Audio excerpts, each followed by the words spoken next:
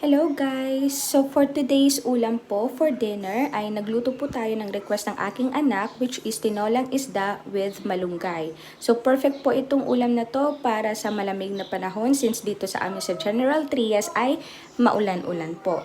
And just a quick reminders po to all my co-parents. So kung ano po yung niluluto niyong ulam, make sure po na kumakain din po ang mga anak ninyo, okay? Huwag niyong hayaan na mag-request pa sila ng ibang ulam just for them to eat.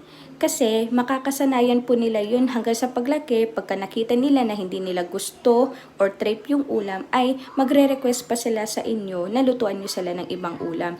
It's really a big no-no guys. So dapat kung ano ang ulam na inilagay mo or niluto mo para sa iyong pamilya, ay dapat yun at yun lang din ang kakainin nila, wala nang iba.